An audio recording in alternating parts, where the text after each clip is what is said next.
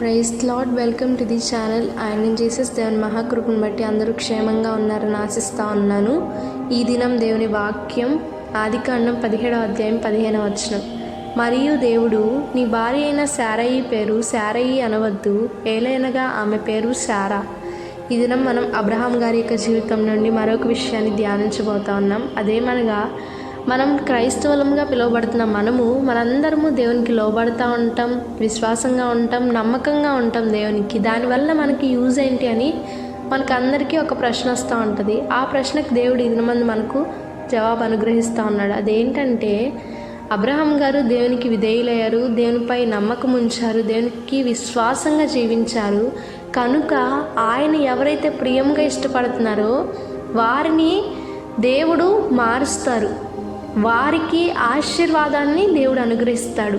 ఎవరి వలన అనుగ్రహిస్తాడంటే, మనము పరిశుద్ధంగా ఉండడం వలన మనకి ప్రియమైన వారికి దేవుడు ఆశీర్వాదాన్ని అనుగ్రహిస్తారు.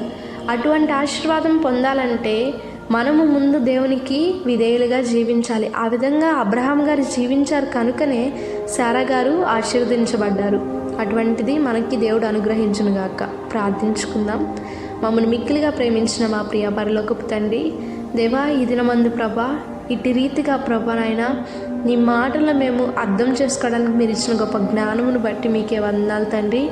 నాయన, అవును ప్రభా నాయన, మేము నమ్మకంగా ఉండడం వల్ల మాకు ప్రయోజనం ఏంటి అని మేము ప్రశ్నించే వారంగా ఉన్నామేమో తండ్రి. ఈ దినమందు మీరు జవాబు అనుగ్రహించారు ప్రభా.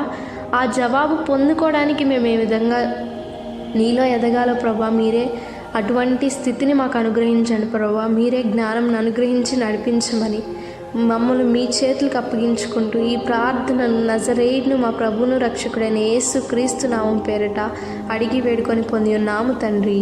ఆమేన్. Praise Lord. దేవుడు దీవించి ఆశీర్వదించును గాక. ఆమేన్.